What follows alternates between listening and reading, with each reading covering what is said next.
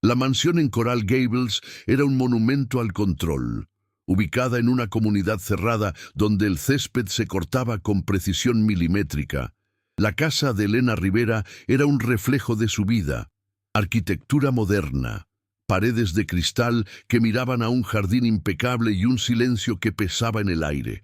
Cada mueble de diseño, cada superficie pulida, hablaba de un éxito ganado a pulso, de una disciplina férrea. Pero esa perfección era fría, casi estéril. Elena se movía por los amplios espacios como una figura más de la decoración, siempre elegante con sus ropas de tonos neutros, su cabello perfectamente peinado. Sin embargo, detrás de esa fachada de control absoluto, sus ojos revelaban un cansancio profundo, una vigilancia constante que delataba el vacío que ni la fortuna ni el éxito profesional habían logrado llenar. La casa era un santuario de orden, pero carecía del desorden vital del calor humano. Por tercera vez esa semana, un llanto agudo rompió la quietud de la tarde. Elena entró en la sala de juegos y encontró la misma escena de siempre. Su hijo de 2 años, Mateo, llorando desconsoladamente en los brazos de Marcos, su novio. No era el llanto de un berrinche, sino un sonido agudo, cargado de un pánico que le erizaba la piel. Como siempre, Marcos tenía una explicación lista, meciendo al niño con una calma que empezaba a parecerle antinatural.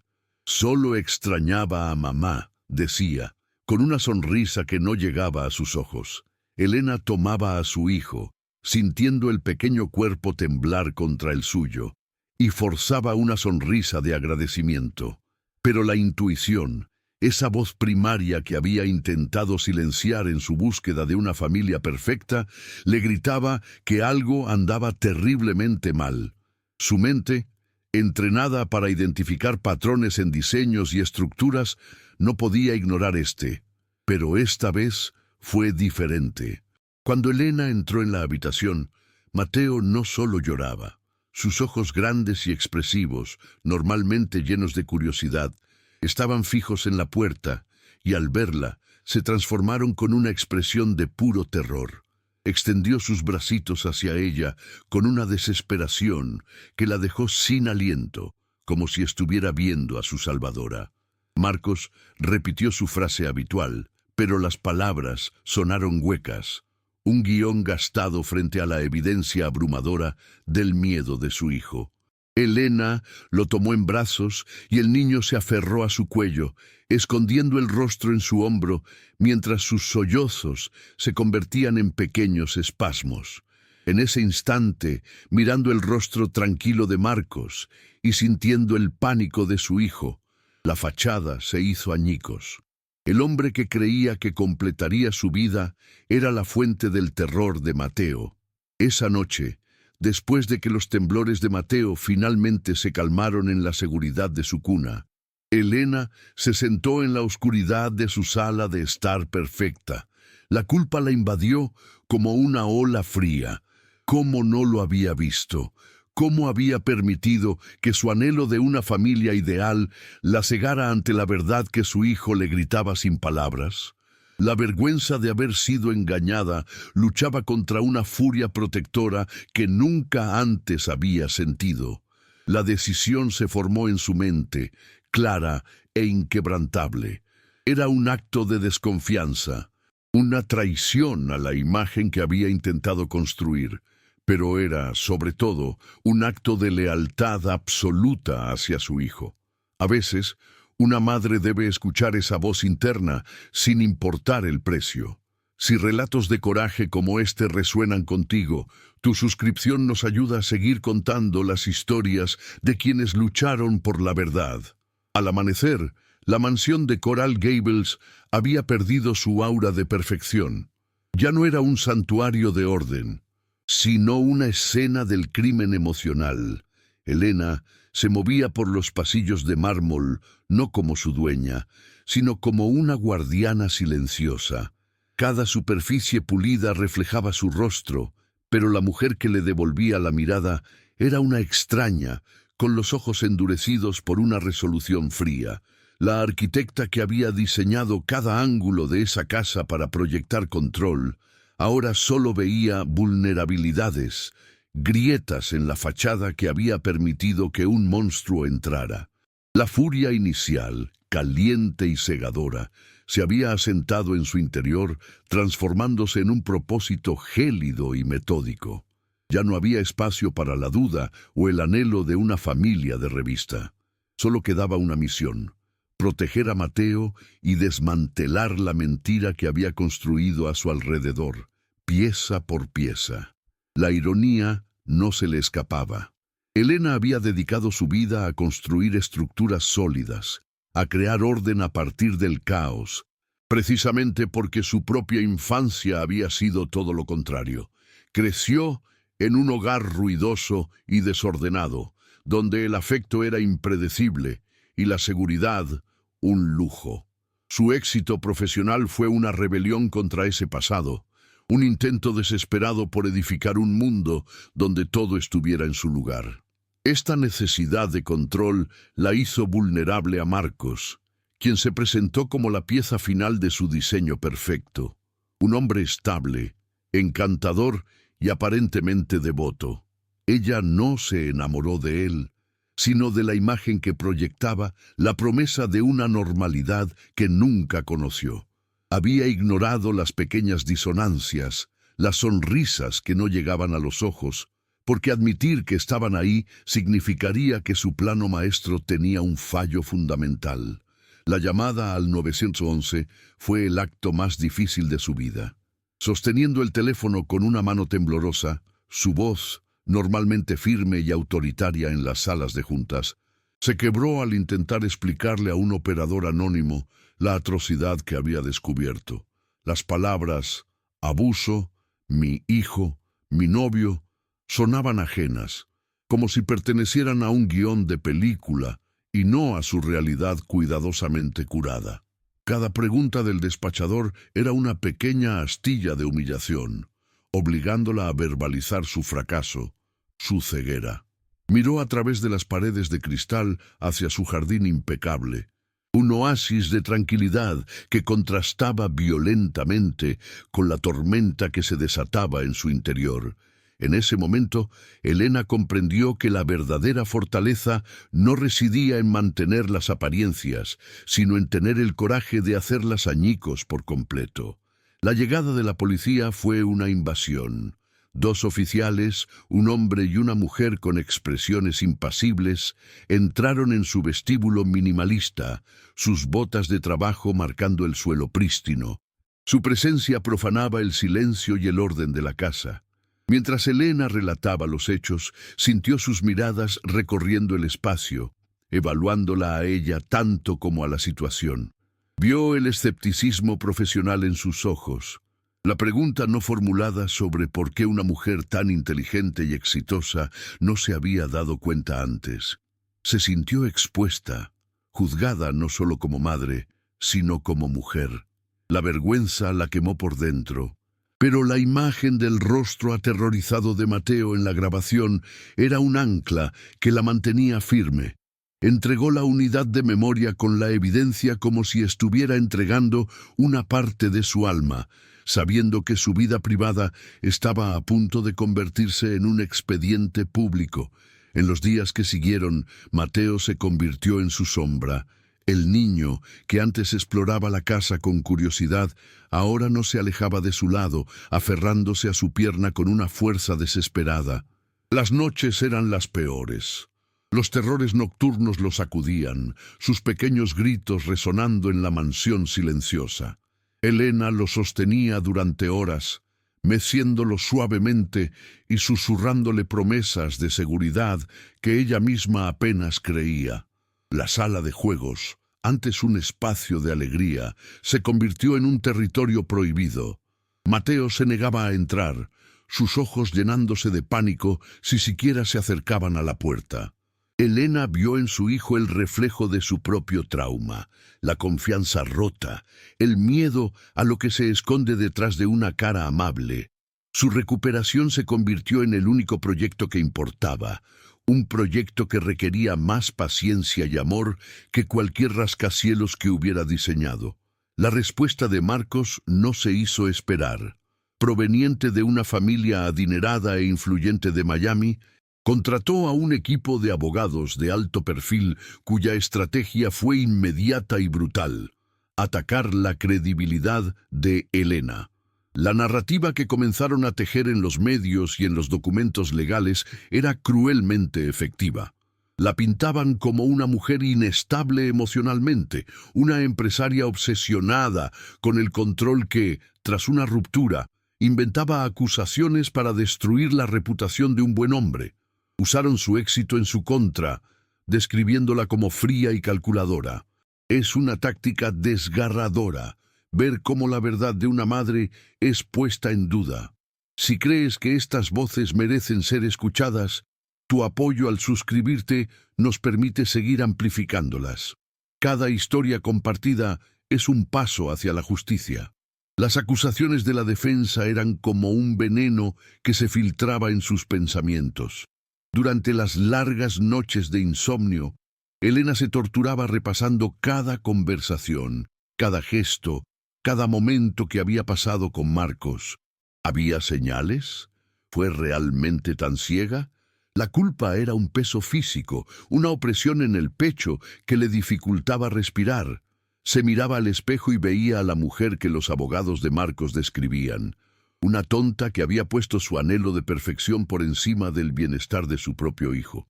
La vergüenza de haber sido engañada era casi tan dolorosa como la traición misma. Por un tiempo, su confianza en su propio juicio se hizo añicos, y el miedo de que nadie le creyera se convirtió en un compañero constante, susurrándole dudas en la quietud de su casa vacía. Pero en medio de esa oscuridad, la conexión con su hijo se convirtió en un faro. Sin Marcos, el vínculo entre Elena y Mateo se profundizó de una manera que nunca antes había experimentado. Se comunicaban en un lenguaje propio, uno sin palabras, hecho de abrazos largos, miradas de entendimiento y la simple comodidad de la presencia del otro. Elena aprendió a leer las emociones de Mateo en el más mínimo cambio de su expresión, y él, a su vez, parecía sentir la determinación de su madre. Él era su razón y su fuerza. Cada vez que la duda amenazaba con consumirla, miraba los ojos grandes y confiados de su hijo y recordaba por qué estaba luchando. No era por ella, era por él. Era para devolverle la seguridad que le habían robado, para reconstruir su pequeño mundo sobre un cimiento de verdad inquebrantable. El círculo social que había cultivado con tanto esmero comenzó a fracturarse. Las invitaciones a eventos disminuyeron, las llamadas de amigos se volvieron menos frecuentes. Algunos le ofrecieron un apoyo incondicional, pero otros la miraban con una mezcla de lástima y sospecha. Escuchaba los susurros en las galas benéficas a las que todavía asistía por obligación profesional, las especulaciones sobre la complicada situación. La misma comunidad que una vez admiró su éxito, ahora la observaba como si fuera la protagonista de un escándalo. Esta soledad era diferente a la que sentía en su mansión. Era un aislamiento impuesto por el juicio social, una prueba más de que la vida perfecta que había intentado construir era tan frágil como el cristal de sus paredes. Se dio cuenta de que muchas de sus relaciones se basaban en la apariencia, no en la lealtad. Una mañana, mientras veía a Mateo reír por primera vez en semanas, una risa genuina y pura mientras jugaban en el suelo de la sala, una claridad feroz la atravesó. La culpa, la vergüenza, el miedo a lo que otros pensaran, todo eso era un lujo que ya no podía permitirse. Eran distracciones que le robaban la energía que necesitaba para la única batalla que importaba. En ese instante, su dolor no se desvaneció, pero se transformó. Dejó de ser una carga que la hundía y se convirtió en combustible para su determinación. Su propósito se afiló hasta convertirse en una punta de lanza. Ya no era la víctima de un engaño, era la defensora de su hijo. Ese momento en que el dolor se transforma en propósito es increíblemente poderoso. Es por historias de resiliencia como la de Elena que hacemos este trabajo, y cada nueva suscripción nos da la fuerza para continuar. Con esta nueva resolución, Elena se sumergió en la preparación del juicio con la misma meticulosidad con la que diseñaba un edificio. Transformó una de las habitaciones de invitados en una sala de guerra legal, cubriendo las paredes con cronogramas, transcripciones y perfiles de los jurados. Trabajó codo a codo con su abogado, no como una cliente pasiva, sino como una socia estratégica. Su mente, entrenada para ver patrones y debilidades estructurales, encontró inconsistencias en las declaraciones de Marcos, identificó puntos de presión y ayudó a construir un caso tan sólido e inexpugnable como sus diseños arquitectónicos. Revivir el trauma una y otra vez durante las declaraciones fue agotador, pero lo hizo con una calma que sorprendió a su propio equipo legal. La mujer herida había dado paso a una estratega implacable. La noche antes de que comenzara el juicio, la mansión estaba en un silencio expectante. Elena se sentó en el suelo de la habitación de Mateo, observándolo dormir en su cuna. Su respiración era tranquila y rítmica, el único sonido en la casa. Afuera, la silueta de Miami brillaba contra el cielo oscuro. Durante meses, esa casa había sido un recordatorio de su fracaso, un espacio frío lleno de fantasmas, pero esa noche se sentía diferente. Se sentía como una fortaleza. Elena pasó su mano suavemente por el cabello rizado de su hijo, su corazón llenándose de un amor tan feroz que dolía. No luchaba por la venganza ni para limpiar su nombre. Luchaba por el derecho de ese pequeño a tener un futuro sin miedo, a crecer en un mundo donde pudiera confiar en que su madre siempre, siempre, escucharía su verdad. La sala del tribunal era un espacio frío, impersonal, revestido de madera oscura y una solemnidad que parecía diseñada para aplastar el espíritu humano. Elena se sentó en el estrado de los testigos, una figura solitaria bajo la luz fluorescente. El abogado de Marcos, un hombre con una sonrisa afilada y un traje costoso, se acercó con la confianza de un depredador. Sus preguntas iniciales eran suaves, casi amables, diseñadas para adormecerla en una falsa sensación de seguridad. Habló de su exitosa carrera, de su hermosa casa, de su aparente vida perfecta. Elena respondió con una calma medida, su voz clara y estable, cada palabra elegida con la precisión de un arquitecto, pero por dentro sentía el pulso de la batalla, la tensión de saber que cada sílaba sería torcida y utilizada como un arma en su contra. La estrategia de la defensa se reveló rápidamente. El abogado usó la propia fortaleza de Elena para pintarla como una mujer fría y obsesionada con el control. ¿No es cierto, Sri Rivera, que usted diseña cada aspecto de su vida con la misma precisión con la que diseña sus edificios? Preguntó, su tono cargado de insinuación. ¿No es posible que cuando el señor Dávila ya no encajaba en su diseño perfecto, usted decidiera destruirlo? Las preguntas eran dagas envueltas en seda. Elena sintió las miradas del jurado sobre ella, analizando su ropa impecable, su postura erguida, buscando grietas en su fachada. Vio a Marcos en la mesa de la defensa, con una expresión de víctima herida, el mismo hombre cuya crueldad había visto en la pantalla del monitor. La injusticia de la escena era tan palpable que le robaba el aliento. El golpe final del abogado fue una pregunta diseñada para quebrarla. ¿No es esta toda una elaborada fantasía, señora Rivera, la invención de una madre soltera y sobrecargada que confundió el berrinche de un niño con algo más siniestro? El silencio en la sala era denso. Elena bajó la mirada por un instante, no por vergüenza, sino para encontrar su centro.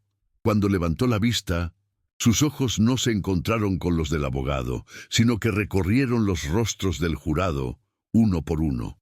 Su voz, cuando finalmente habló, carecía de la ira que todos esperaban.